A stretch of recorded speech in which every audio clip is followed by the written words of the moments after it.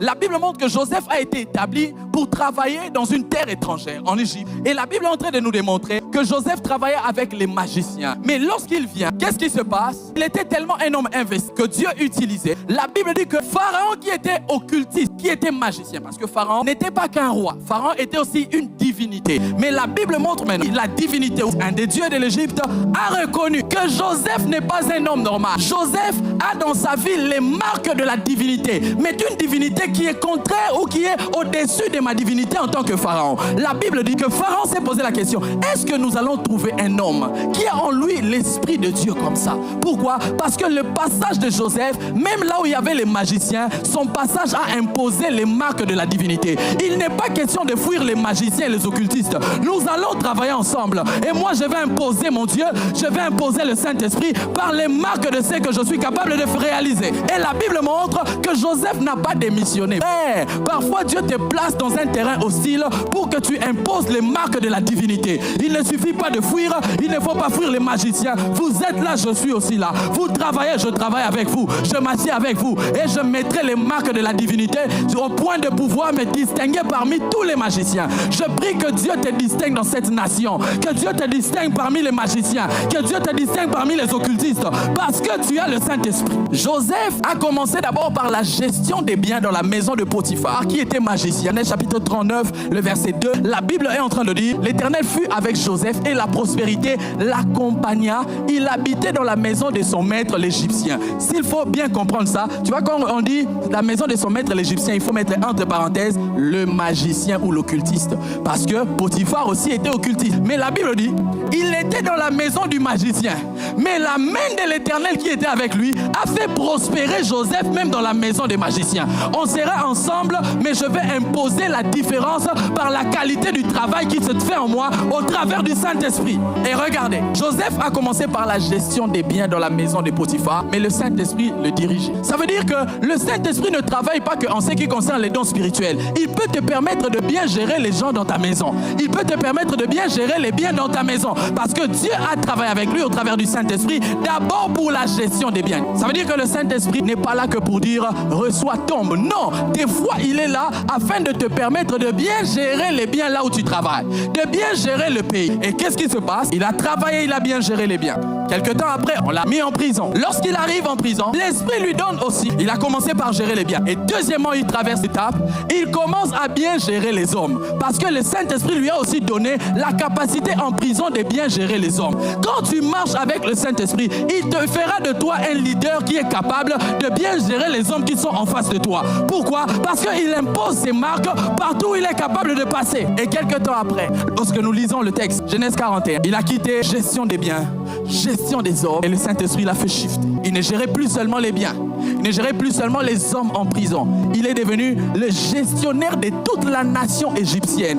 J'ai envie de dire à quelqu'un, le Saint-Esprit est capable de te donner la promotion dans ton travail. Il est capable de t'élever dans ton travail. Il est capable de te donner la gestion de toute la nation. La gestion de la nation égyptienne n'a pas été faite par un homme qui travaille avec les magiciens. J'ai envie de dire à quelqu'un, il y a un temps qui arrive où les occultistes vont s'arrêter. Les occultistes ne sauront plus quoi faire. On aura besoin d'un homme qui a l'esprit supérieur, d'un homme qui maîtrise les choses plus que les magiciens. Pharaon était Dieu, mais les dieux des Égyptiens étaient arrêtés. Mais un humain simple qui comptait sur l'Esprit de Dieu était capable de faire plus que celui qui était Dieu. J'ai envie de dire à quelqu'un, même si tu travailles avec le roi numéro 006 de la magie, si le Saint-Esprit t'impose, il te donnera les capacités d'exceller et de te distinguer parmi tant d'autres. Dis-moi amen que je te prêche. Une autre chose, l'autre impact du Saint-Esprit, Luc chapitre 2, verset 27. Oh, Chandalabakas. La Bible dit ceci, il vint au temple, on parle de Siméon, poussé par l'Esprit, et comme les parents apportaient le petit enfant Jésus pour accomplir à son égard ses coordonnées la loi, il le reçut, donc il reçut Jésus dans ses bras, bénit Dieu et dit, on dit tout ce qu'il dit. Le prochain point, il nous réveille et nous conduit au lieu de l'accomplissement des promesses. C'est un esprit de réveil. Quand le Saint-Esprit, la personne du Saint-Esprit vient, quel est son impact encore? Il nous réveille et nous conduit conduit au lieu de l'accomplissement des promesses. Siméon était un vieillard qui avait une promesse des dieux. Dieu lui a dit que tu ne mourras pas avant de toucher le bébé Jésus. Tu ne mourras pas avant de toucher la promesse qui était Jésus. Et la Bible dit qu'un jour, alors que Siméon, je ne sais pas, il était dans sa maison, il était en train de marcher, il était au marché, au travail, je ne sais pas. Mais la Bible déclare que ce jour-là, alors que Siméon n'était pas au temple, ce jour-là, le Saint-Esprit l'a touché. Le Saint-Esprit l'a réveillé afin de le conduire au lieu de l'accomplissement de la promesse. Le lieu de l'accomplissement de la promesse, c'était la maison de l'Éternel, le temple de Dieu. C'est que Siméon avait reçu la promesse, mais il y avait aussi un lieu pour que cette promesse s'accomplisse. Mais Siméon ne savait pas. Lui n'avait reçu que la prophétie que tu ne mourras pas avant de toucher le bébé Jésus. Mais la Bible déclare qu'un jour, comme Dieu savait que le bébé Jésus s'est retrouvé dans le temple, le Saint-Esprit aussi l'a réveillé pour l'emmener dans la direction de l'accomplissement de la promesse. J'ai envie de dire à quelqu'un, le Saint-Esprit connaît où se trouve l'accomplissement de tes promesses. Un jour, il va te réveiller. Il va te permettre d'aller dans la direction qu'il faut afin que la promesse s'accomplisse. Le plus important pour Siméon, ce n'était pas de connaître la promesse, mais c'était aussi de connaître les lieux de l'accomplissement de la promesse. Mais quand il avait reçu la promesse, il ne savait pas. Mais un jour, la Bible dit que poussé par l'Esprit, il vient au temple. J'ai envie de dire à quelqu'un, il y a des cultes où on vient parce qu'on connaît l'horaire, mais il y a des cultes où on vient parce qu'on est poussé par l'Esprit. Il y a des endroits où on part parce qu'on regarde, on voit que ça donne des résultats. Mais il y a des endroits où on part, je ne suis pas poussé parce que là-bas ça fleurit, mais c'est parce que le Saint-Esprit me conduit. C'est parce que le Saint-Esprit m'y emmène. J'ai envie de dire à quelqu'un, l'heure arrivera où le Saint-Esprit va te réveiller pour que tes promesses s'accomplissent. Il va te diriger vers le temple où se trouve l'accomplissement de tes promesses. Laisse-toi guider par lui. L'heure arrivera, l'heure arrivera. Esdras chapitre 1er, le verset 1er, la même chose. Un roi qui s'appelle Cyrus. Esdras 1:1. La Bible dit, la première année de Cyrus, roi de Perse. Dis après moi, roi de Perse. On dit roi de Perse, afin que s'accomplisse la parole prononcée par la bouche de Jérémie, l'Éternel. D'autres versions disent, l'Esprit de l'Éternel réveilla l'esprit du roi Cyrus, roi de Perse, on précise encore, qui fait faire de vive voix par écrit cette publication dans tout son royaume. Il y avait une prophétie que Jérémie avait donnée et le temps était arrivé pour l'accomplissement, mais le roi ne savait pas. Et la Bible dit qu'un jour, alors que le roi était chez lui, vous savez, quand tu es roi, tu vis déjà dans le confort, tout est bien. Mais Dieu savait que le confort dans lequel Cyrus vit n'est pas la finalité de tout ce que Dieu devait faire. Souvent, nous sommes assis sur la chaise de la perfection alors que Dieu prévoit de faire au-delà de ce que nous on trouve déjà bien. Et Cyrus était roi, il croyait que tout était fini. Mais il y avait une prophétie qui était donnée. Et pour que cette prophétie s'accomplisse, la Bible dit que l'Esprit de l'Éternel réveilla l'esprit du roi Cyrus. J'aimerais dire à quelqu'un, il y a un temps qui viendra où Dieu va te réveiller. Tu vas commencer à sentir que ça bouillonne. Ça veut dire que l'heure de l'accomplissement est arrivée. Ça commence à bouillonner. Ça commence à bouillonner. L'Esprit de l'Éternel te réveillera. Il y a des promesses qui ne s'accomplissent pas dans ta vie parce que tu es encore dans un état de sommeil. Il faut un éveil pour que le Seigneur te permette de vivre l'accomplissement des prophéties. Et celui qui fait ça, j'ai envie de dire, le Saint-Esprit est un agent qui nous rappelle plus que l'alarme des iPhones. C'est comme ça que la Bible dit que lorsqu'il viendra, il vous enseignera, mais au-delà de ça, il vous rappellera. C'est comme ça qu'il a rappelé à Cyrus. Il y avait une prophétie. Il faut que tu te réveilles. Et je prie en ce midi que Dieu te réveille, que le Saint-Esprit te réveille, que le Saint-Esprit te réveille pour te dire, le temps est arrivé. Dis à ton voisin, le temps est arrivé. Le temps est arrivé. Oh, alléluia. Il connaît l'adresse de l'accomplissement. Il connaît. Parce qu'il y a des promesses. Quand tu n'es pas dans un état d'éveil, ça ne s'accomplit pas. La Bible dit, l'Esprit de l'Éternel réveilla l'esprit du roi Cyrus. Je prie que Dieu, si quelqu'un est déjà arrivé à terme, de pouvoir donner. Vous savez, chaque grossesse nécessite que des sages-femmes viennent afin de te dire pousse. Et il y a des grossesses que Dieu lui-même donne et il met à nos côtés le Saint-Esprit qui est comme une sage-femme pour te dire pousse. L'heure est arrivée, l'heure de pouvoir donner le bébé est arrivée. Je prie que le Saint-Esprit te dise pousse, qu'il te dise pousse, qu'il te dise pousse. C'est comme ça que certaines personnes, il y a des périodes, vous vous sentez pas bien, vous vous sentez parfois, c'est pas que tu n'es pas en paix avec Dieu, tu es en paix avec Dieu, tout est bien, mais au-delà de toi, tu sens quelque chose est en train de bouillonner. Ça veut dire que Dieu te dit, l'heure est arrivée, il est en train de te réveiller. Mais qu'est-ce qui se passe? Puisque nous sommes des humains, on ne sait pas collaborer avec le langage spirituel. Souvent on dit, bon, non, mais il y aura arabe. Non, ce n'est pas que tu es en train de tirer à raboyer, ça veut dire que le Saint-Esprit est en train de te réveiller. Il y a des choses que tu sens dans ton esprit. C'est l'alarme de l'esprit qui te dit l'heure est arrivée. Il y a des saisons où tu sens non, cette saison je ne dois pas prier comme tout le monde. Cette saison je ne dois pas me sanctifier comme tout le monde. Cette saison je ne dois pas faire les choses comme tout le monde. Ça veut dire que le temps est arrivé. Le problème souvent tu regardes à ton voisin. Hey, lui il est parti à l'église. Est-ce que moi aussi je veux partir? Non,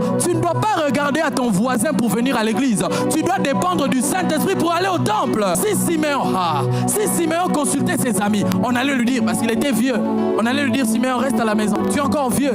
Pourquoi tu veux aller au temple? Or, le jour de l'accomplissement était arrivé. Et c'est que j'aime encore. Siméon est vieillard. Et Dieu avait des projets pour les vieillards. Siméon était âgé, mais Dieu avait un projet pour l'homme âgé. J'ai envie de dire à quelqu'un, les choses de Dieu, c'est pas pour les jeunes. Dieu a les projets pour les jeunes, pour les vieux, pour les papas, pour les mamans, pour les mémés. C'est comme ça dans la Bible, on a un prophète qui s'appelle Jérémie. Jérémie est appelé, il avait environ 16 ans. La Bible dit, Jérémie chapitre 1er, le verset 5 ou le verset 7, la Bible dit, avant que tu ne puisses naître, je paraphrase, avant que tu ne puisses naître, je t'avais connu et je t'avais consacré prophète. Jérémie a été consacré prophète alors qu'il était dans le ventre de sa mère. Mais la Bible parle de Moïse, qui lui a rencontré les buissons ardents alors qu'il avait 80 ans. Ça veut dire qu'il y a des gens avec qui Dieu a des projets qui s'accomplissent à la jeunesse, mais il y a d'autres personnes qui sont comme des Moïse, même à la 80 ans, Dieu a un projet pour lui. J'ai envie de dire à quelqu'un, tu es comme Siméon. Tant que tu n'es pas encore mort, Dieu a des projets pour toi. Il y a des prophéties qui doivent s'accomplir. Ne t'enterre pas avant le temps. Dis-toi que Dieu a un projet pour moi. Quelqu'un me dit amen. Siméon était âgé, il attendait seulement la mort, mais Dieu avait un projet. Je me dirais à un papa, je me dirais à une maman, tant que Dieu n'a pas encore dit son dernier mot, ça veut dire qu'il a des projets par rapport à ta vie. Même si les Congos te donnent l'impression que tout est en train de finir, le Saint-Esprit n'a pas dit encore le dernier mot. Le Saint-Esprit avait un projet pour Siméon et je prie que le Saint-Esprit te pousse au lieu de l'accomplissement, que le Saint-Esprit te déplace. Si Siméon était habitué au confort, ce jour-là, le Saint-Esprit était venu le déplacer. Ah oui. Le Saint-Esprit était venu le déplacer pour lui dire, Siméon, tu ne resteras pas à la maison. Tu ne resteras pas à la maison. Il faut que tu partes au temple. Et lorsqu'il arrive au temple, ça coïncide. Non, c'est le langage des hommes. Lorsqu'il arrive au temple, le bébé Jésus aussi vient d'être présenté. Et Siméon regarde. Il regarde le bébé Jésus. Il pense à la promesse. Il dit, oh, maintenant je peux mourir en paix. Parce que le Seigneur a permis que je puisse voir le bébé. Je prie que le Seigneur te sorte de ton confort, du confort de ton lit, du confort de ta chambre, qu'il t'emmène au lieu de l'accomplissement. Même quand ce lieu est désertique, même quand ce lieu n'est pas confortable, je prie que le Saint-Esprit t'y emmène. Je prie que le Saint-Esprit t'y emmène. Siméon était âgé. Il pouvait se dire, non, je suis fatigué. Vous imaginez, il avait aux environs de 85 ans. Donc quand il parlait, ça vonvondait. Vous savez quand ça vonvonde, c'est... Et c'était le jour de l'accomplissement. Même quand sa voix était faible, la divinité n'était pas faible face à lui. Même quand sa voix, son corps était affaibli, la divinité n'était pas affaiblie. Je prie que Dieu accomplisse ses promesses dans ta vie. Une autre chose, acte 27, 18 à 22. Il est écrit, comme nous étions violemment battus par la tempête, le lendemain, on jeta la cargaison à la mer. Et le troisième jour, nous y lançâmes de nos propres mains les agres du navire. Et le soleil et les étoiles ne parurent pas pendant plusieurs jours. Et la tempête était si forte que nous perdîmes enfin toute espérance de nous sauver. On n'avait pas mangé depuis longtemps. Alors Paul, s'étonnant au milieu d'eux, leur dit, ô homme, il fallait m'écouter et ne pas partir de Crète, afin d'éviter ce péril et ce dommage. Maintenant, je vous exhorte à prendre courage, car aucun de vous ne périra. Il n'y aura de perte que celle du navire. La chose prochaine, c'est que le Saint-Esprit nous remplit et nous donne la capacité de direction et d'orientation. La Bible parle de Paul qui était prisonnier. On devait l'emmener à Rome pour être emprisonné. Mais la Bible déclare que lorsqu'ils arrivent au milieu de la mer, leur navire a été frappé par un vent contraire qu'on appelle Eurachylon. Et la Bible dit, alors qu'ils sont frappés par le vent qui était contraire, le capitaine du navire a perdu le contrôle de la navigation parce qu'il y avait la tempête. Ils étaient au nombre, je crois, de 76 ou 476, si on lit en bas. Il était prisonnier et allait pour être enfermé à Rome. Mais lorsqu'ils arrivent au milieu de la mer, la tempête commence à frapper, la tempête commence à toucher. Mais la Bible dit que Paul s'élève, parce que je vous ai dit que le livre des Actes, on dit acte du Saint-Esprit par les apôtres. Ce qui se passe là, c'est le Saint-Esprit qui le fait dans la vie de Paul. La Bible dit que Paul se réveille, ou s'élève et dit que alors que nous vivons la tempête, personne ne mourra. Alors qu'il ne savait même pas ce qu'il était en train de traverser, mais il s'est tenu debout seulement. Par l'Esprit, il a dit, personne ne mourra. S'il y aura une perte, la perte ne sera que la perte du navire. Quel courage! Paul, tu n'es que prisonnier. Vous imaginez, il était prisonnier, c'est comme les prisonniers qui vont à Angenga, à Buluo. Mais quand les malheurs arrivent, l'obstacle arrive, au lieu que le capitaine de la navigation, ça veut dire du navire, ou que ça soit un général qui parle, la Bible montre que pendant cet obstacle, les généraux n'ont pas parlé. Mais Paul, un homme rempli du Saint-Esprit, se lève et dit, si le vent est contraire et la tempête est en train de nous frapper, moi, je suis un homme qui a aussi en moi un vent qu'on appelle le Roua, un vent qu'on appelle le Saint-Esprit. Si le vent de la tempête est contraire pour nous frapper, la Bible montre que Paul se lève et lui dit, le vent est contraire, mais moi aussi, Paul, je dis que ce vent-là ne va pas nous tuer. S'il y aura une perte, il n'y aura que la perte du navire. Ce texte nous enseigne que Paul était rempli du Saint-Esprit au point où quand le vent était en train de frapper, lui aussi était en train de parler à une direction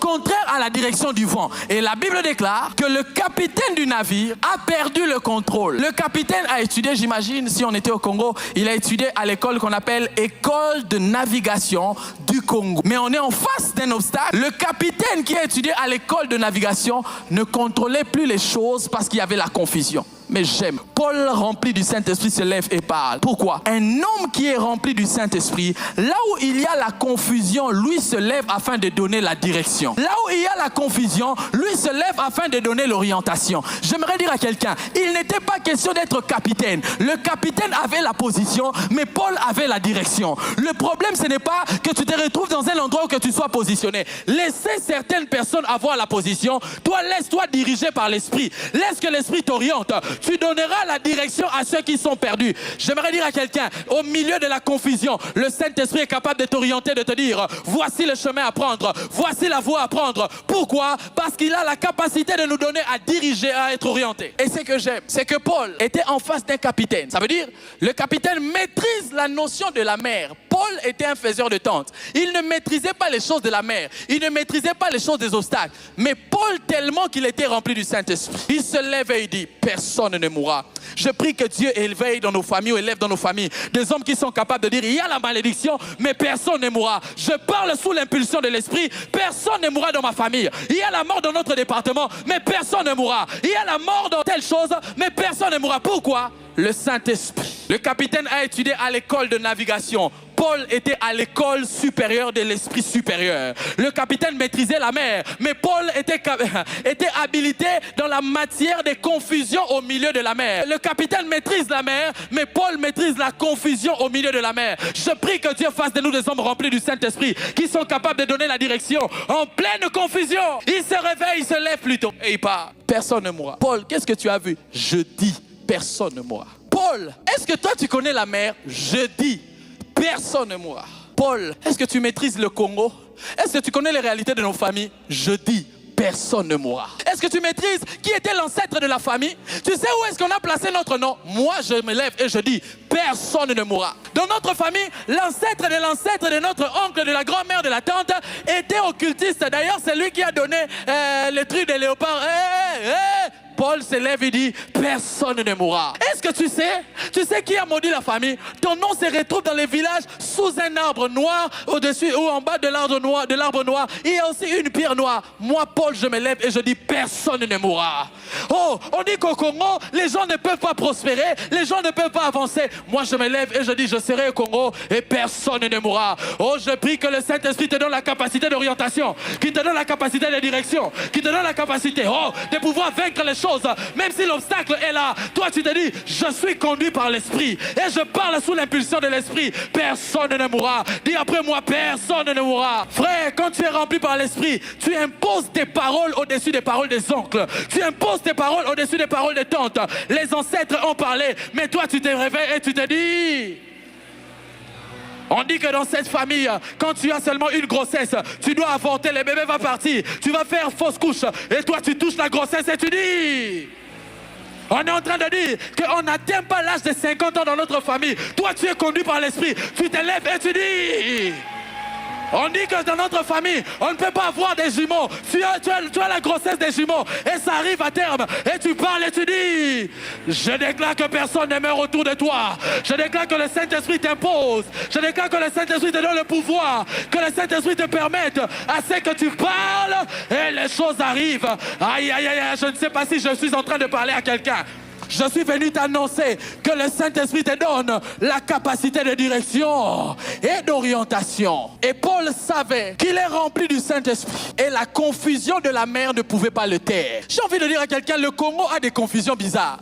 En route, les embouteillages, confusion. Aux arabes, confusion. Mais quand tu es rempli du Saint-Esprit, au-delà de voir tout ce qui se passe, tu dois être capable de parler, de dire, moi j'ai le Saint-Esprit, l'Esprit qui a créé au milieu de la confusion. La Bible déclare que la terre était informe et vide, mais l'Esprit de Dieu se mouvait sur les eaux. Et l'Éternel dit, j'ai envie de dire à quelqu'un, quand l'Esprit se meut, sois en train de parler et de dire de la même manière que Paul a parlé en disant que personne ne mourra. De cette même manière que Dieu, alors qu'il était en train de créer, il a commencé aussi à parler et à dire que la lumière soit. Je prie que Dieu te donne la capacité de créer ton propre monde par l'Esprit. Cette personne du Saint-Esprit veut créer un monde avec toi. Quand je parle du monde, je parle d'un environnement proportionnel aux promesses de Dieu à ta vie. Et il faut que tu sois capable de dire, je suis rempli du Saint-Esprit et je parle. Je ne me laisserai pas intimider par les oncles. Je ne me laisserai pas intimider par les nganga. Je ne me laisserai pas intimider